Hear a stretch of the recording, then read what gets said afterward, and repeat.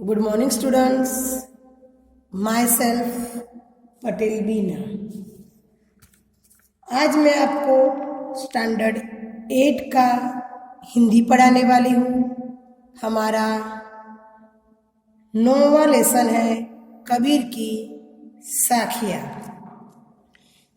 कबीर की साखिया के कवि है कबीर दास।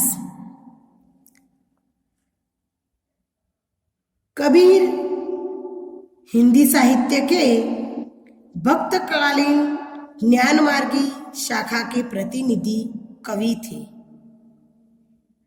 ऐसा मानना जाता है कि इनका जन्म विधवा ब्राह्मणी के गर्भ से हुआ था, जिसने लोक लाज के भय से नवजात कबीर को लहरतारा नामक स्थान पर तालाब के किनारे छोड़ दिया था। प्रस्तुत काव्य रचना में 5 साखिया संकलित है, जिसमें प्रत्येक साखी में जीवनोपयोगी संदेश दिया गया है, जिनको अपनाने से मानव जीवन उन्नत बन सकता है। प्रस्तुत पाठ कबीर की साखिया भक्तकालीन काव्य का सुंदर नमूना है। इस पाठ की प्रत्येक साखी में मानव को उसके आसपास के ही उदाहरणों के माध्यम से ज्ञानवर्धक बातें बताने का सफल प्रयास किया गया है। इन साखियों में कवि ने अपने विचारों को स्पष्ट स्वरूप से प्रकट किया है। इनका सार क्रमशः इस प्रकार है। जाति न पूछो साध की, पूछ लीजिए ज्ञान, मोल करो तरवार का, पड़ा रहन दो म्यान। यहाँ प्रस्तुत साखी में कबीर की साखिया से ली गई है।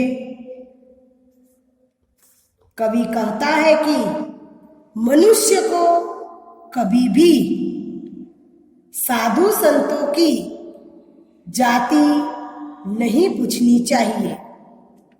वे जाति पातियों की भावना से बहुत ऊपर उठ चुके होते हैं।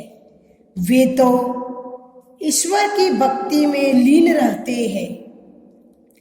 ऐसे लोगों से ज्ञान की बातें अधिकाधिक ग्रहण कर लेनी चाहिए। वैसे भी जाति और ज्ञान का कोई संबंध नहीं होता। मनुष्य के लिए जाति नहीं, ज्ञान महत्वपूर्ण है। जैसे हमें तलवार का मोल भाव करना चाहिए, म्यान का नहीं, क्योंकि असली काम तो तलवार से लेना है, म्यान से नहीं। उसी प्रकार हमें जाति को महत्व नहीं देना चाहिए। आवत गारी एक है, उल्टन होई अनेक, कह कबीर नहीं उल्टिए, वही एक ही एक। इस साखी में कबीर दास कहते हैं कि यदि हमें कोई एक अपशब्द कहता है और हम उसका जवाब पलटकर अपशब्द से ही देते हैं, तो वह एक न रहकर अनेक हो जाता है, क्योंकि वातावरण में वही शब्द और अधिक हो जाता है। अर्थात वातावरण दूषित हो जाता है। इसके आरंभ का एक अपशब्द बढ़कर अनेक बन जाते हैं। कवि मानव जाति को शिक्षा देते हुए यह कहना चाहता है कि हमें बुराई का जवाब बुराई से कभी नहीं देना चाहिए। इससे बुराई और अधिक नहीं बढ़ पाती है। माला तो कर में फिरे, जीभी फिरे मुख माही, मुनवा तो दहु दिसी फिरे, यह तो सुमिरन नाही। कवि कबीरदास की यह साखी यह कहना चाहती है कि मनुष्य प्रभु भक्ति करने का दिखावा करता है। वह अपने हाथ में माला का मन का घुमाता हुआ भक्ति का ढोंग करता है, क्योंकि ऐसा करते हुए वह अपने मन पर नियंत्रण नहीं रख पाता। उसका मन चारों दिशाओं में भ्रमण करता रहता है। कवि इस आडंबर पूर्व एवं दिखावे की भक्ति को प्रभु की सच्ची भक्ति नहीं मानता। कबीर घास न नींदिए जो पाव तली दो हुई, उड़ी पड़े जब आँखी में खरी दुहली होई। कवि इस साखी में कहता है कि मनुष्य को सावधान करते हुए कहता है कि मनुष्य में को राह में या पैरों के नीचे पड़े घास के तिनके को का भी अपमान नहीं करना चाहिए, क्योंकि यही तिनका हवा के संयोग से आंख में पड़ जाता है तो बहुत पीड़ा पहुंचाता है, और तब हमें तिनके का अस्तित्व का पता चलता है। भाव यह है कि मनुष्य को किसी का भी अपमान करना नहीं चाहिए। जग में बेरी कोई नहीं जो मन शीतल होए, या आपा को डारी दे दया करे सब कोई। कवि का कहना है कि इस संसार में कोई किसी का दुश्मन नहीं होता। मनुष्य को चाहिए कि वह अपने मन को शांत एवं शीतल बनाए रखे।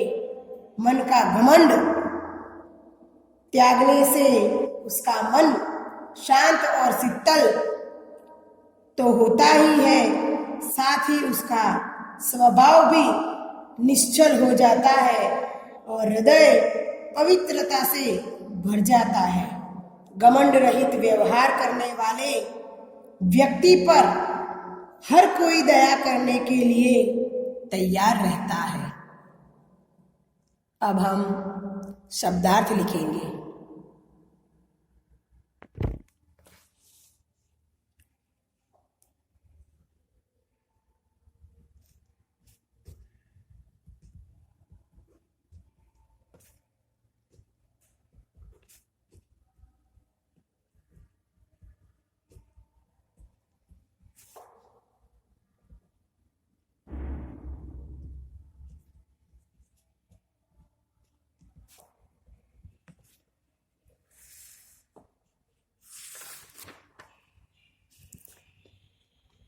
साध,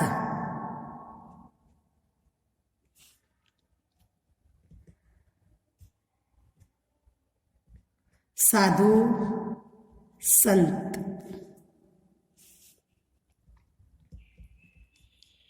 मोल करो,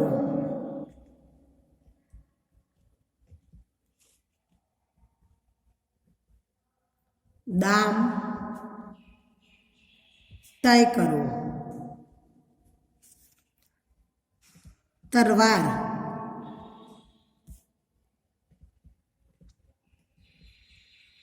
तलवार, म्यान,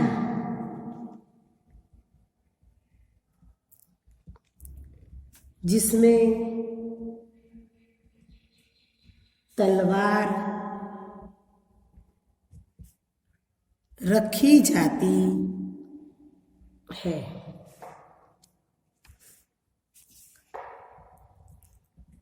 आवत,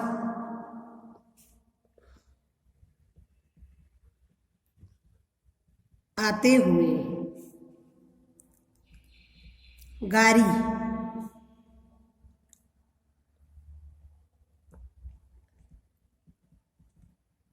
अपशब्द, गाली, उल्टत,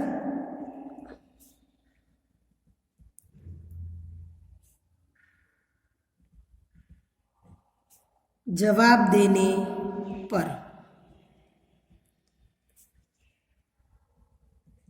होई,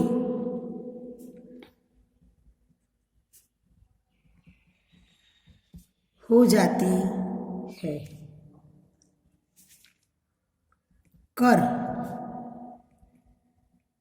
हाथ, फिरे, घूमे,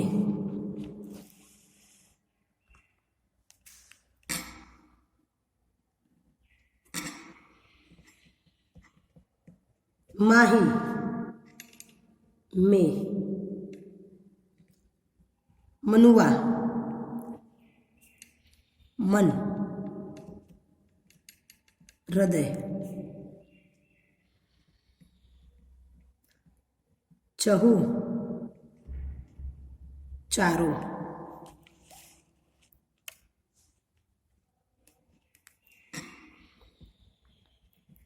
दिसी,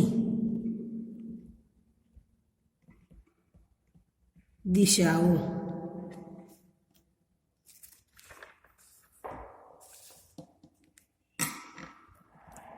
घास,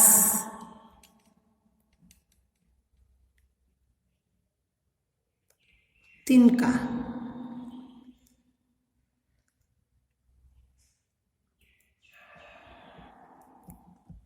निंदिए,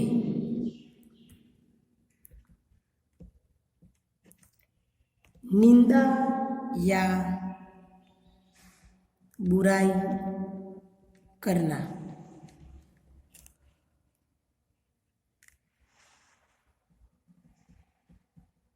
पाँव, पैर,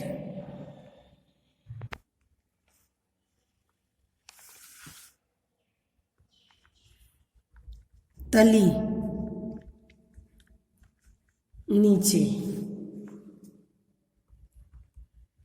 उड़ी, उड़कर, खरी, बहुत, दुहेली,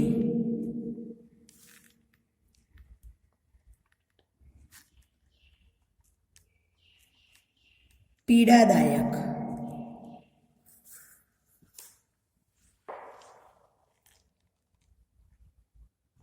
जग, संसार, बेरी, दुश्मन, सित्तल,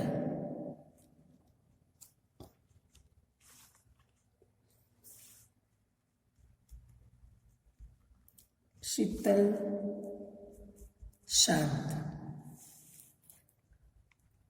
होय,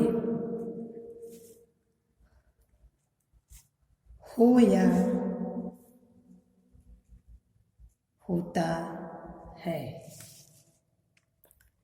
या इस, आपा,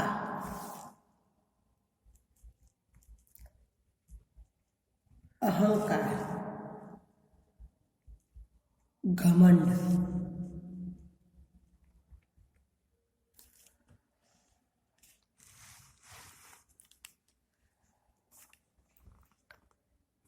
डारी दी,